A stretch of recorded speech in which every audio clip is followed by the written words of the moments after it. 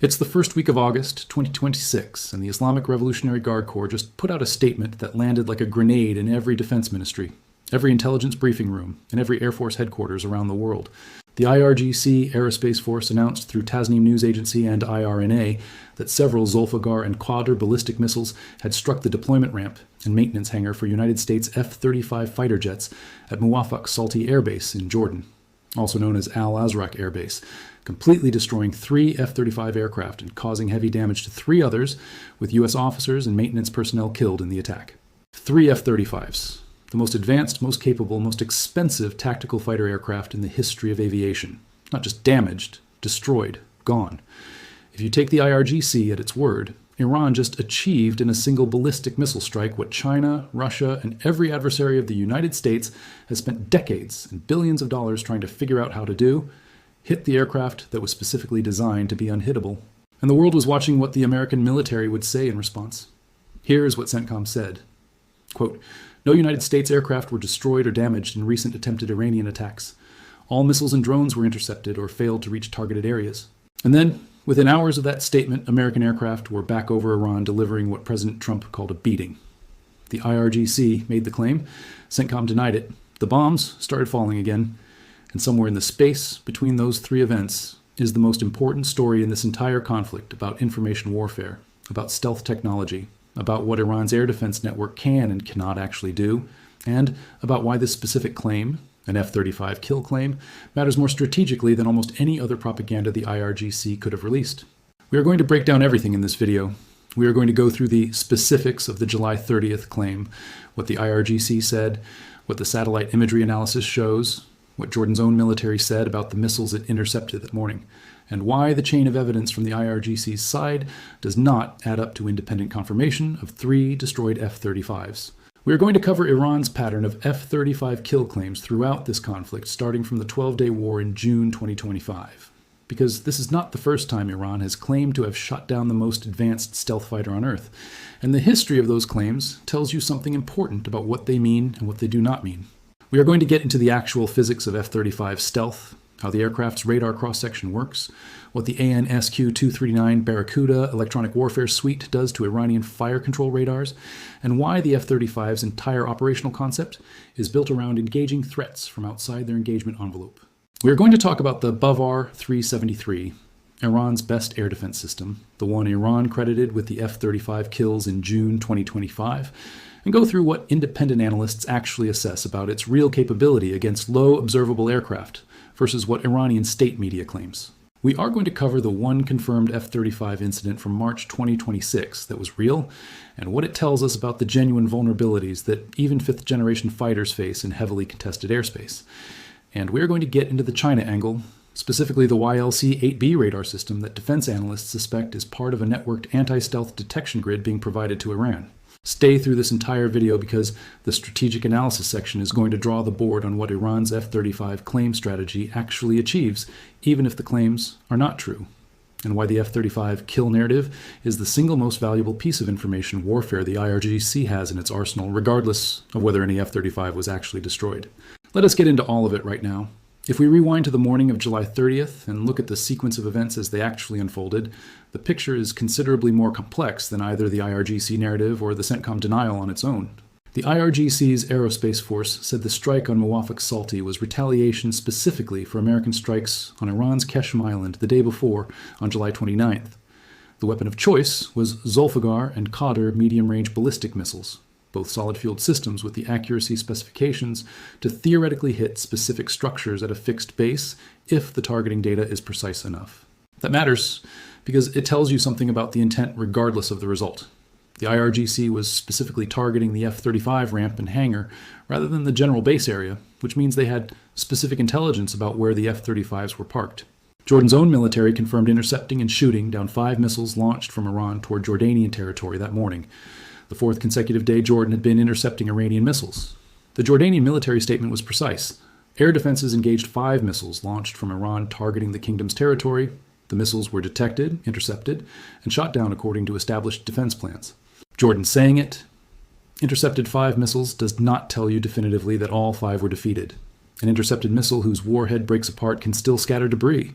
But it does tell you that Jordan's Patriot and other air defense systems were actively engaging the incoming rounds, and the Jordanian military reported no casualties and framed the event as a successful defense. Neither Jordan nor the United States confirmed the death of American service members, which the IRGC had specifically claimed, and the U.S. military's non-confirmation of the personnel casualty claim is a significant omission given that American military deaths in this conflict have been officially acknowledged in previous incidents. The imagery dispute is where things get technically interesting and analytically honest people need to be careful. The IRGC released photographs claiming to show structural damage to a U.S. fighter jet maintenance hangar at Muwaffaq Salti, images of a damaged roof structure, and what appears to be fire damage to a building. Iranian state media, aligned social accounts, and selected open-source posts circulated claims that satellite imagery confirmed destroyed F-35s at the base. The available Sentinel-2 satellite imagery from around the coordinates associated with the base's apron and maintenance areas does show what analysts described as a possible scorch indicator near previously damaged maintenance areas at the repeatedly targeted installation. But here is what the honest satellite imagery analysis actually found.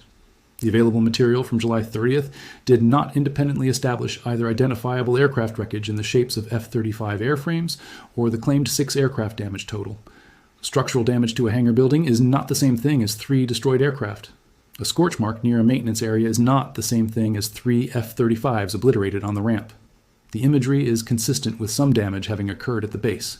It does not corroborate the specific IRGC claim that 3 of the most advanced aircraft in the world were destroyed. And given that the United States military has publicly acknowledged losses in this conflict, American service members killed, the F-15E friendly fire incident in Kuwait, drone losses, the specificity and completeness of CENTCOM's denial of any aircraft damage is more credible than it would be from a military that had systematically concealed all its losses. Now let us put this claim into its full historical context, because July 30th is not the first time Iran has announced it destroyed F-35s, and it will not be the last.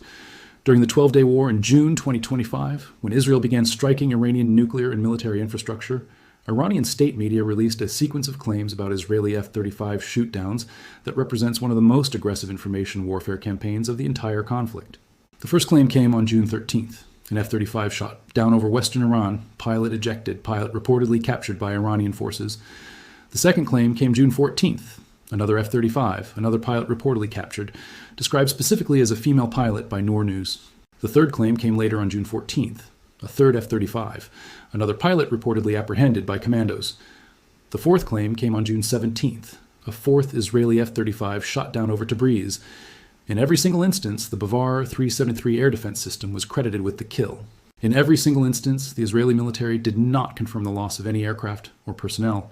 In every single instance, no wreckage was publicly displayed, no captured pilot was produced, no independently verifiable physical evidence was shown to the world. And Snopes, the fact-checking organization, specifically investigated the image of a fighter jet with its wing broken off that went viral on social media as supposed proof of an Israeli F-35 shootdown and rated the claim as fake. Finding no evidence the photograph was authentic documentation of an Israeli F-35 brought down over Iran. What do we actually know happened to Israeli F-35s over Iran during this conflict? One confirmed incident stands apart from the claim pattern as genuinely verified. On March 19, 2026, a United States F-35 Lightning II sustained shrapnel damage from Iranian ground fire while operating over Iran. The aircraft survived. The pilot was not captured. The F-35 made an emergency landing at a regional air base. That incident was not a shootdown. It was not a kill. It was an aircraft that absorbed shrapnel damage from an air defense engagement and flew home, which is precisely what the survivability design requirements of the F-35 program were meant to produce. But the incident matters because it confirms something important. The F-35 operating in deeply contested Iranian airspace, close enough to ground-based air defense systems to receive shrapnel from a proximity detonation, is not operating in an environment of complete immunity. The risks are real. The engagements are happening. The question of whether any of those engagements resulted in an actual aircraft loss that has not been officially confirmed is one that honest analysis cannot answer definitively because of Israel's strict operational censorship of its losses throughout this conflict. Now let us talk about the F-35 itself and the physics of what stealth actually means in a combat environment, because most people's intuitive mental model of stealth is wrong in ways that matter for evaluating Iran's claims. The F-35 is not invisible. It is not undetectable. Stealth does not make an aircraft disappear from every radar on the planet simultaneously. What stealth does is reduce the aircraft's radar cross-section, the effective size that appears on an enemy radar screen, to approximately that of a metal marble or a golf ball, compared to the barn door-sized return that a conventional fourth-generation fighter presents. That reduction does not make the aircraft undetectable at any range. It makes the aircraft undetectable beyond a much shorter range than a conventional aircraft would be. An air defense system that could detect and track a conventional F-15 at 150 miles can typically only detect and track an F-35 at somewhere between 20 and 50 miles, depending on the specific radar frequency and geometry. And here is the critical tactical implication of that. If the F-35 can release its precision-guided munitions from 60 to 80 miles away, which it can with the standoff weapons in its inventory, it can engage and destroy the air defense radar before the radar can detect the F-35 close enough to achieve a fire control track. The F-35 does not need to fly through the engagement envelope of the systems trying to kill it. It kills the systems first, from outside their detection range, before they can even see it clearly enough to shoot. But stealth is not just about the airframe shaping. The radar-absorbent materials coating the F-35's surfaces absorb radar energy rather than reflecting it back to the enemy radar antenna, across a broad range of radar frequencies, but most effectively against the X-band frequencies that most fire control radars use for precise targeting. The F-35's air intakes are specially designed with radar-blocking mesh structures that prevent radar energy from bouncing off the engine faces and producing the large radar return that conventional jet engines generate. The antennas, sensors, and weapons bays are all integrated and recessed to minimize protruding features that produce edge diffraction, the scattering of radar energy that reveals an aircraft's presence to sensitive detectors. Every geometric surface on the F-35 is angled specifically to reflect incoming radar energy away from the transmitting antenna rather than back at it. It is a system of systems approach to radar signature management that took decades of testing and refinement to achieve, and reducing it works reliably not just in a laboratory, but in the chaotic, multi-threat environment of contested Iranian airspace. The AN/ASQ-239 Barracuda electronic warfare suite adds another layer to this picture that is rarely discussed in the context of Iran's air defense claims. The Barracuda actively jams enemy fire control radar frequencies, and critically, it does so in a way that does not require the F-35 to emit any detectable signals itself. The system can locate and characterize Iranian fire control radars passively, by receiving and analyzing their own emissions, and then jam specifically the frequencies those radars need to achieve a guidance track on the aircraft. An Iranian radar operator who turns on his fire control system to try to achieve a track on an approaching F-35 is simultaneously providing the Barracuda with the precise frequency data it needs to generate a denial effect on that specific radar. The radar turns on. The Barracuda characterizes it. The radar starts looking for the F-35. The Barracuda makes the F-35 disappear from that radar's picture. This is the operational cat and mouse that is actually happening in Iranian airspace when the F-35 enters the threat environment. And it is considerably more complex and favorable to the F-35 than the simple narrative of Iranian air defense systems scanning the sky and finding the stealth fighter. The Bavar 373 deserves an honest and detailed assessment because it is the system Iran has specifically credited with F-35 kills throughout this conflict. And the gap between what Iranian state media claims it can do and what independent analysts assess it can actually do against low observable aircraft is substantial. The Bavar 373 is Iran's most capable indigenous long-range surface-to-air missile system, unveiled in August 2019 after more than a decade of development. Iranian officials claim it rivals the Russian S-400, with a detection range exceeding 280 miles against large aircraft and an engagement range of approximately 186 miles. The Bavar 373's engagement radars operate in X-band frequencies, which are highly effective against conventional aircraft, but significantly less effective against low observable aircraft whose shaping and radar-absorbent materials are specifically designed to defeat X-band detection. In 2022, the Iranians tested the Bavar 373 against a Karar drone that they claimed had radar signature characteristics similar to an F-35. The IRGC said the system detected it at 280 miles and destroyed it at 186 miles. Independent analysts assessed that the Karar drone's radar cross-section is not comparable to the F-35's, and that applying the Karar test results to an F-35 scenario produces a significantly shorter actual engagement range, approximately 56 miles against a genuine low observable aircraft at operational altitude, rather than the claimed 186 miles.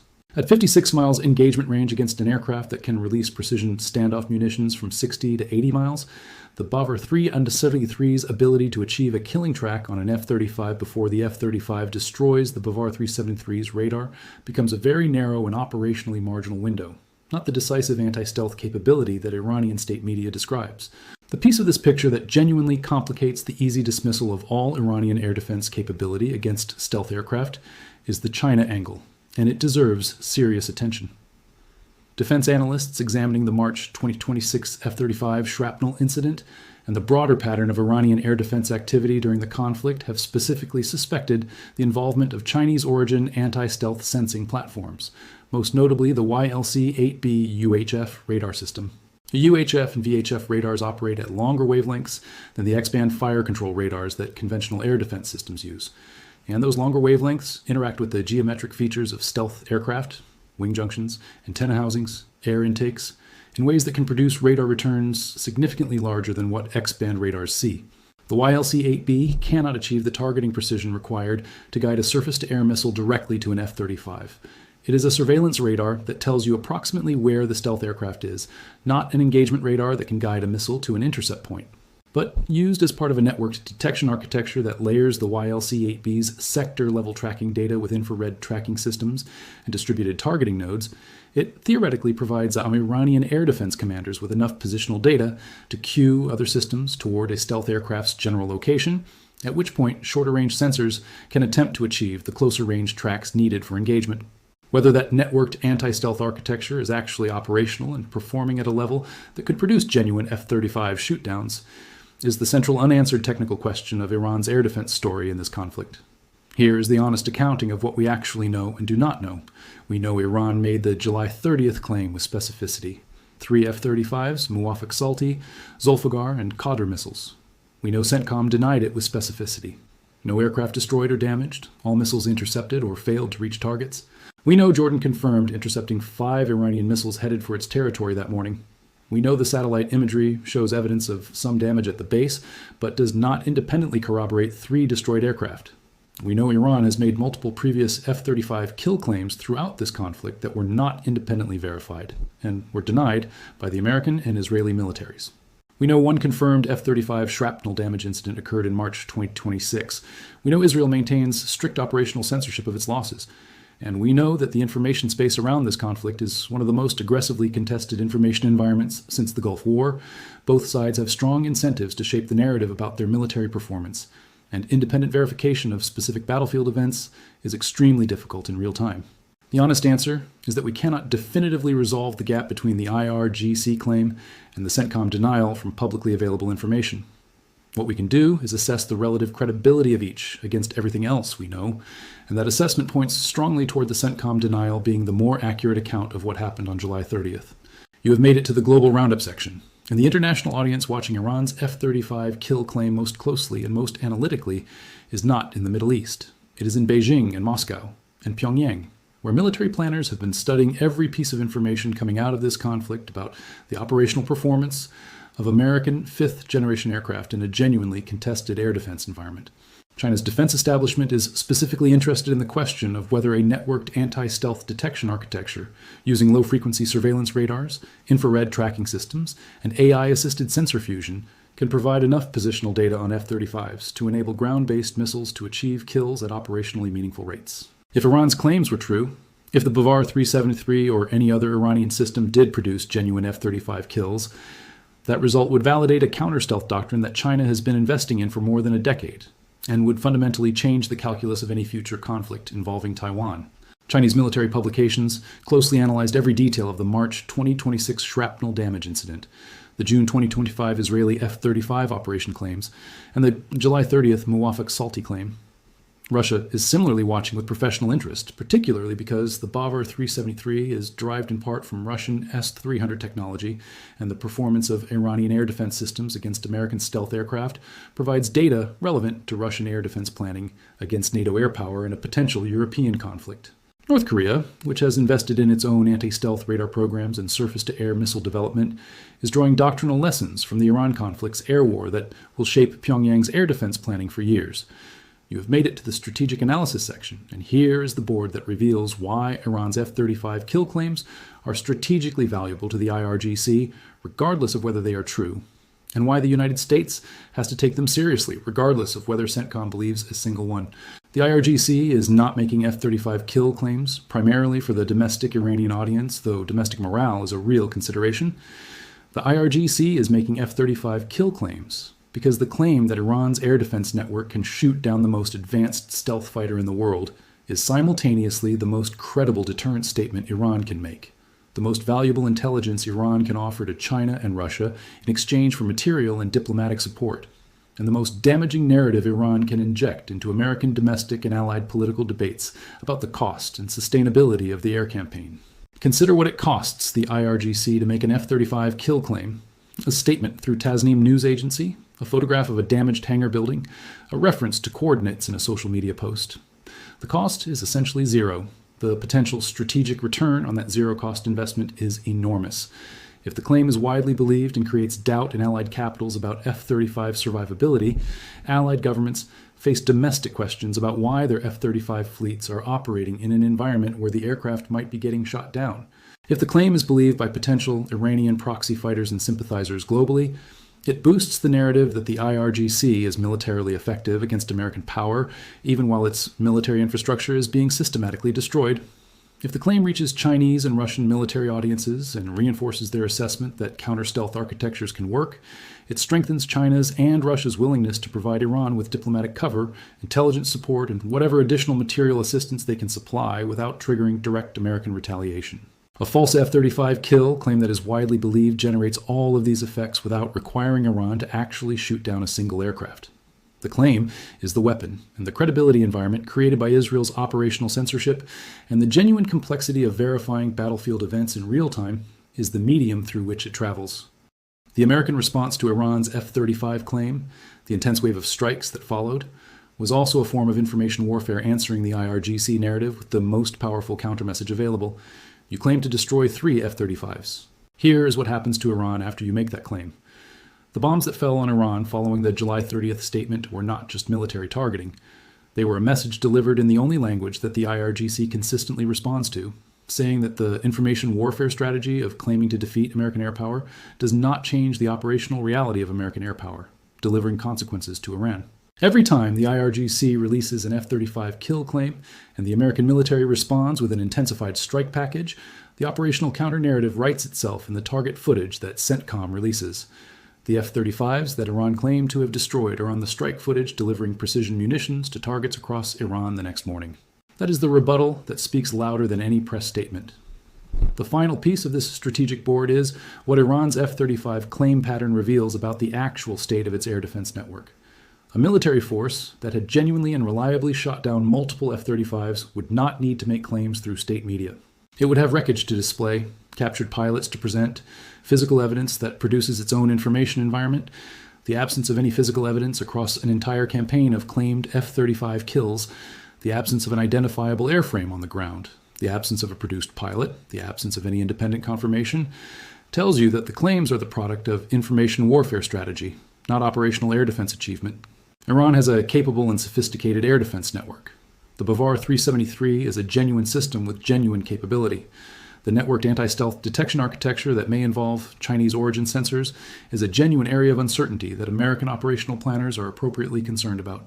The shrapnel damage to the March 2026 F-35 was real, but the pattern of unverified, evidence-free F-35 kill claims that the IRGC has maintained throughout this conflict tells you that what Iran's air defense network is actually doing is conducting information warfare against the F-35's strategic deterrent value, not achieving tactical air superiority in Iranian airspace. What do you think? Do you believe Iran's Bavar 373 or its networked anti-stealth architecture has the genuine capability to produce F-35 kills in operationally significant numbers? Or do you assess these claims as information warfare aimed at deterrence and political effect? And does the March 2026 confirmed shrapnel damage incident change how you think about F-35 survivability in heavily contested airspace? Drop your analysis in the comments right now, because the air war technical debate in this community consistently produces some of the sharpest analytical thinking available anywhere on this conflict. If this breakdown gave you the full picture of what Iran claimed, what actually happened, and why the F-35 kill narrative is the IRGC's most strategically valuable information warfare asset, hit that like button right now, because it gets this analysis in front of the people who need to hear the complete picture, rather than just the headline claim. Subscribe and turn on notifications, because as the conflict continues and more information develops about the actual performance of both Iranian air defenses and American stealth aircraft in this environment, Every major development gets a full breakdown the moment it happens. Share this with someone who has been following the F-35 shootdown headlines and wants to understand what the full picture actually looks like. Stay sharp, stay locked in, and we will see you in the next one. One more dimension of this story that connects the F-35 claim directly to the future of air warfare needs to be addressed clearly. The F-35 program has always been as much about information as it is about kinetic capability. The aircraft's AN APG-81 AESA radar and its sensor fusion architecture allow it to build a comprehensive picture of the electromagnetic environment, tracking threats, characterizing emissions, and distributing targeting data to other aircraft and to ground-based systems in ways that multiply the effectiveness of the entire strike package. When Iran makes an F-35 kill claim, even a false one, it is not just attacking the aircraft's deterrent reputation. It is attempting to interfere with the decision calculus of American commanders who have to decide whether the operational value of penetrating missions with the F-35 is worth the risk of aircraft loss and, more critically, the risk of an F-35's classified systems, avionics, and software potentially falling into Iranian hands where it could be shared with China and Russia. A single credible F-35 loss over Iran would generate immediate pressure to restrict F-35 operations to standoff ranges, which would reduce the strike package's targeting precision and complicate the deep strikes against hardened underground targets that only a penetrating stealth aircraft can reach effectively.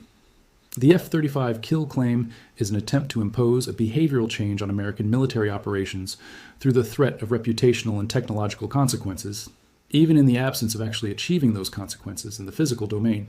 Understanding that is understanding the full depth of what the IRGC is doing when it releases these claims, and it is why a clear-eyed, technically grounded response to each claim matters as much as any military strike in the information environment of this conflict. The pattern of this conflict's information warfare extends beyond just the F-35 claims. Iran has consistently followed a doctrine of announcing military successes that cannot be independently verified, while the American and Israeli militaries follow a doctrine of releasing only confirmed and documented strike footage that can be independently corroborated. The asymmetry of that information posture creates a persistent credibility gap that the IRGC exploits deliberately. In an environment where one side releases evidence and the other releases claims, the media coverage and social media amplification of both sides creates a false equivalence that makes unverified Iranian claims appear to exist in the same evidential space as documented American strike results. The strategic response to that asymmetry is exactly what CENTCOM has been executing, releasing rapid, specific, unambiguous denials accompanied by the strike footage that demonstrates continued F-35 operational effectiveness in the same time frame as the Iranian claim. Every CENTCOM video of F-35s taking off, deploying weapons, and landing safely after a mission that occurred on the same day the IRGC claimed to have destroyed them is a rebuttal that does not require a press conference or an analytical response. The aircraft flying and striking is the argument. And as long as the F-35s keep flying and striking, the information warfare campaign against their deterrent value remains incomplete, regardless of how many times the IRGC announces they have been destroyed. The next several weeks of this conflict will produce additional claims and additional denials, additional strike packages, and additional Iranian retaliatory attempts, additional satellite imagery disputes, and additional CENTCOM statements. What will not change is the fundamental dynamic that makes F-35 kill claims the IRGC's most strategically valuable information warfare tool. The aircraft is so central to American air campaign strategy, so symbolically important as the representation of American technological dominance, and so difficult to independently track through operational censorship and classification that claims about its vulnerability generate strategic disruption, regardless of their factual accuracy. The answer to that information warfare dynamic is continued operational demonstration. The F-35 flying missions, delivering effects and coming home intact, making the claim contradict itself every single day it operates over Iranian airspace. That is the strongest counter-narrative available, and the continued execution of the air campaign is simultaneously a military operation, and the most powerful information warfare response to every claim the IRGC has made and will make about the aircraft it wants the world to believe it can shoot down.